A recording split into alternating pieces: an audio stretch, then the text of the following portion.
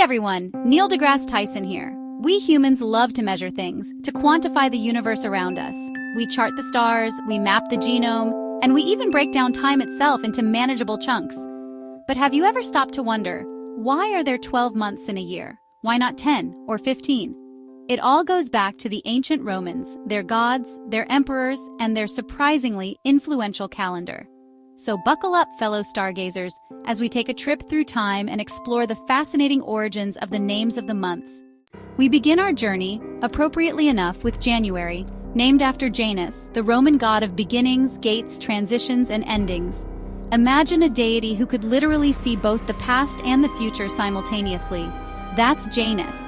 He's often depicted with two faces, one looking back at the year gone by and the other looking forward to the year ahead. It's a powerful image, isn't it? And it perfectly captures the spirit of January, a time for reflection and resolutions, for looking back on what has been and setting our sights on what we hope to achieve. No wonder the Romans chose to honor Janus with the first month of their year. Next up is February, a month often associated with winter's chill and, let's be honest, a bit of post-holiday blues. But the origins of its name are anything but dreary. February comes from the Roman festival of Februa, a time for purification and atonement. Imagine a society deeply in tune with the cycles of nature. For the Romans, February was a time to cleanse themselves of the past year's burdens, both literally and figuratively. They performed rituals, made offerings to the gods, and sought to start the new year with a clean slate. It's a reminder that even in the depths of winter, there's always an opportunity for renewal. March bursts onto the scene with a name that speaks of action and conquest. Named after Mars, the Roman god of war, March was originally the first month of the Roman calendar. Can you imagine the anticipation as the days grew longer and warmer, knowing that soon the legions would be on the move? March marked the beginning of the military campaigning season, a time when Roman soldiers would lay down their plows and take up their swords. It's a reminder that for much of human history, the rhythm of life was closely tied to the seasons and the demands of survival. April arrives with a sense of mystery, its name shrouded in a bit of linguistic debate. Some scholars believe it comes from the Latin word aperire, meaning to open. And as the world around us awakens from its winter slumber, it's easy to see why. The transformation is almost magical, as if the earth itself is taking a deep breath and stretching after a long nap. Buds burst forth on trees, unfurling their delicate leaves to the sun's warm embrace. Flowers paint the landscape in vibrant hues, each petal a brushstroke in nature's grand masterpiece. The air itself seems to crackle with the promise of new life, filled with the hum of bees and the sweet scent of blossoms. Others link April to the goddess Aphrodite, the embodiment of beauty and love. Her influence can be felt in the gentle breezes and the soft pastel colors that dominate the season. Whether its origins lie in the opening of nature or the stirrings of the heart, April is a month that beckons us to embrace the beauty and possibility of the world around us. It's a time for new beginnings, for planting seeds both literal and metaphorical.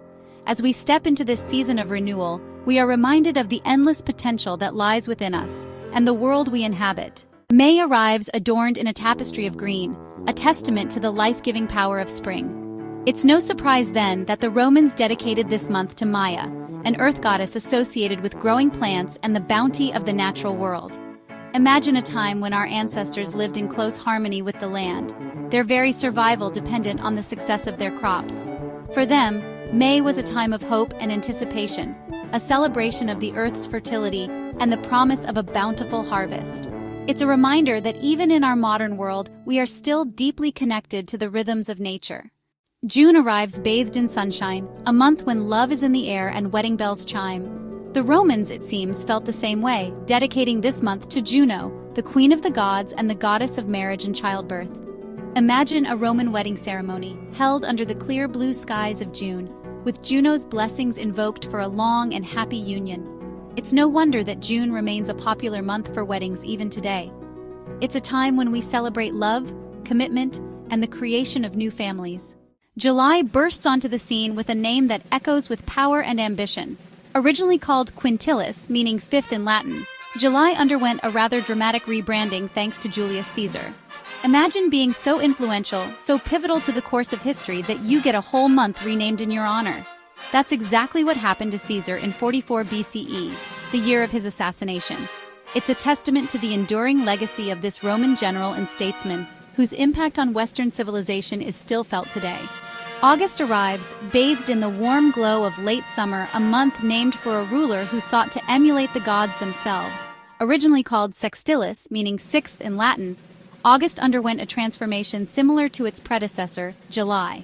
This time, it was Emperor Augustus, Julius Caesar's adopted son, and the first Roman emperor, who received this celestial honor. Augustus, eager to secure his place in history, not only renamed the month but also added a day, ensuring that his month would be just as long as Caesar's. It's a reminder that even the calendar itself can be a tool of power, and a reflection of the ambitions of those who shape our world. September arrives, a bittersweet month that straddles the line between summer's warmth and autumn's approach. Its name, derived from the Latin word septem, meaning seven, harks back to a time when the Roman calendar began in March. Imagine a time before standardized calendars, when the cycles of nature dictated the rhythm of life. September, the seventh month in the early Roman calendar, marked a time of transition, a time for harvesting crops and preparing for the coming winter. It's a reminder that even as our world changes, the natural world continues to follow its ancient patterns. October arrives, awash in a tapestry of reds, oranges, and yellows, as nature prepares for its winter slumber. Its name, derived from the Latin word octo, meaning 8, reflects its position in the early Roman calendar. Imagine a time when the night sky was a familiar companion, its constellations guiding travelers and storytellers alike. For the Romans, October was a time for festivals and celebrations, a time to give thanks for the harvest and to honor the gods who watched over them. It's a reminder that even in the face of change, there is beauty and wonder to be found in the natural world. November arrives, its name a reminder of its place as the 9th month in the early Roman calendar, derived from the Latin word novem, meaning 9. The days grow shorter, the air turns crisp, and nature prepares for winter's embrace. Imagine a time when life was intimately connected to the land, when the changing seasons dictated the rhythm of daily life. For the Romans, November was a time for reflection, a time to honor the dead and to prepare for the coming darkness. It's a reminder that even in the face of death and decay, there is a cycle of renewal and rebirth at the heart of the natural world. December arrives, its name a whisper of its former place as the 10th month in the early Roman calendar, derived from the Latin word decem, meaning 10. In those ancient times, the calendar was a reflection of the world around them, a world dictated by the cycles of nature and the cosmos.